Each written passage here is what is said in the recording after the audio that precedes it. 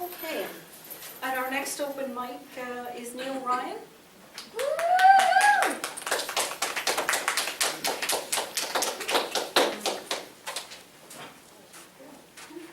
Before we do poem tonight, I just want to say that I really appreciate world poetry.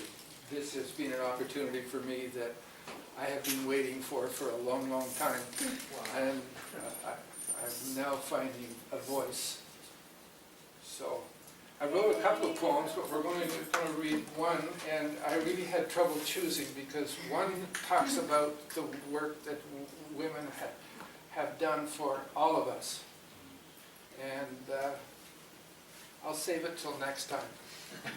Because the one I want to read tonight is to give praise to the woman, the most important woman in my life, not being my current partner, although I love her dearly.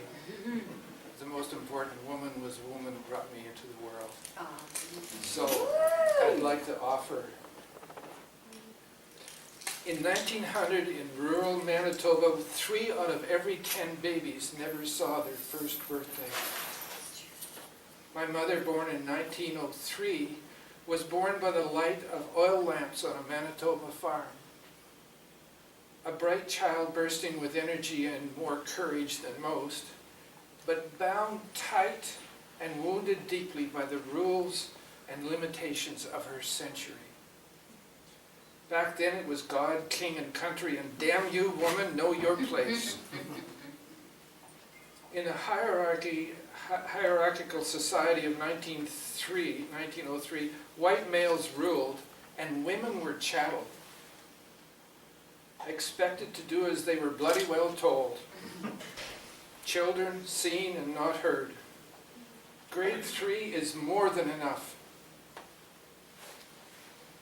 Why waste an education on a farm girl?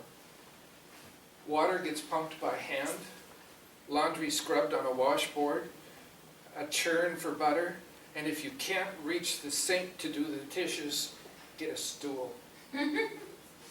It's a hard scrabble life, and you'd better know your place.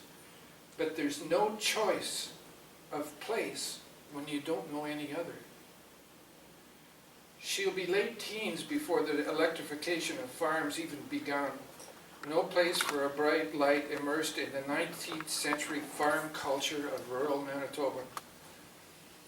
To survive her 5 brothers and grandma's ragefulness, Mother learned to manage the news. She learned to be smoke and mirrors to manage the people and the world around her. Ignore the inequities. Women not legally persons with rights to own property or to vote.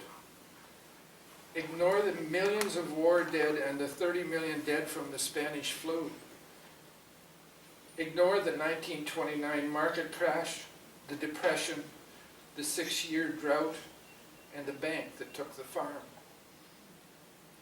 There's no such thing as trauma. Sensitivity is not allowed when survival is the job at hand. You span time from seeing your first automobile at age 9 to Neil Armstrong on the moon and more. What have we done, Mother, to your homespun rural Manitoba world, with 3 boys, one a newborn, another a teen, an absent husband, and a war raging around the world, you held us together. And when the 1954 hurricane took everything, including the house, you simply picked us up again and we started over again. I remember you said nothing about the changes, mores, when I was shacking up with Julie. Your 1903 training ground was light years away from my rapidly evolving world. You still did the best you could in a world that was beyond your imagination. Thank you for struggling through it all and showing me one way of coping with the world. I apologize for not recognizing the source of your simplicity And thank you for ignoring my anger that you were not perfect. Thank you for your hard work and your love-filled food. Thank you for being my mother. Aww.